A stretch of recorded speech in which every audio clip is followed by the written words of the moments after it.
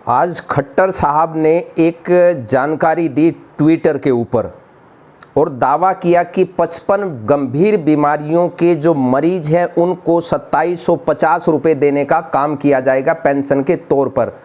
और इन बीमारियों से ग्रसित व्यक्ति उनके पोर्टल पर जाकर अप्लाई करे, तब जाकर के उनको 2750 रुपये महीने की पेंशन देने का काम खट्टर सरकार करेगी।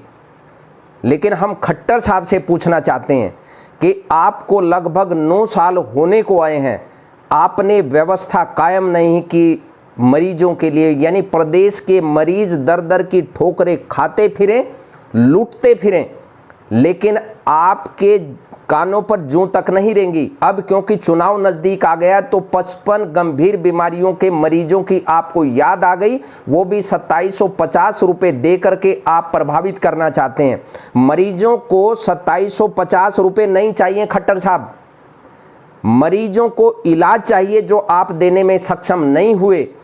यानी आप दावा एक तरीके से करते हैं कि हम मरीजों को ये सुविधा देंगे, मरीजों को वो सुविधा देंगे, लेकिन आपके अधिकारियों से लेकर आपके मंत्री, आपके एमपी, एमएलए एक भी सरकारी हॉस्पिटल में अपना इलाज कराने नहीं जाते। क्यों?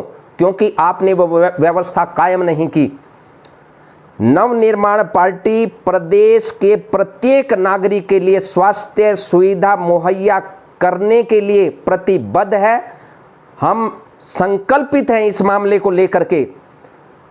जब दिल्ली का एक गुरुद्वारा, बंगला साहिब गुरुद्वारा के अंदर डायलिसिस फ्री ऑफ कॉस्ट किया जाता है, यानी कोई भी मरीज, केवल दिल्ली का नहीं, देश का कोई भी मरीज वहां जाकर के अपना इलाज करा सकता है, डायलिसिस करा सकता है फ्री ऑफ कॉस्ट। उसका पैसा केवल उतना लगेगा जितना उसका जाने में लगा है। वहाँ ना पर्ची का पैसा लगेगा, ना वहाँ खाने का पैसा लगेगा, ना वहाँ दवाई का पैसा लगेगा, ना वहाँ रहने का पैसा लगेगा।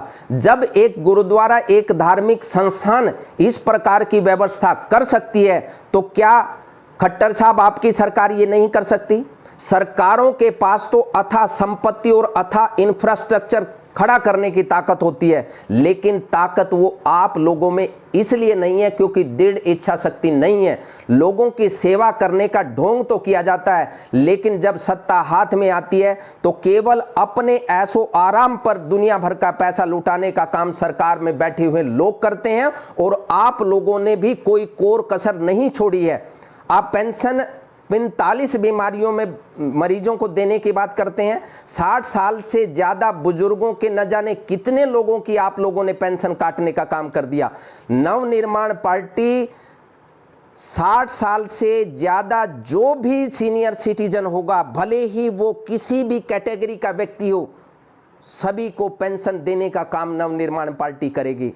उसमें ये क्राइटेरिया नहीं लागू किया जाएगा कि उसकी 3 लाख रुपए की इनकम है, उसकी 2 लाख रुपए की इनकम है तो पेंशन काटने का काम किया जाएगा। अब क्योंकि चुनाव नजदीक आ गए हैं, इसलिए आप सभी हथकंडे अपनाने के लिए, लोगों को प्रभावित करने के लिए, यानी लोगों का पैसा लोगों को इस प्रकार दे करके वोटों को प्रभावित किया जाए। देश की और प्रदेश की जनता बिल्कुल जागरूक हो चुकी है, आपके इस प्रकार के हथकंडों को जान चुकी है, वो आपके बहकावे में नहीं आएंगे।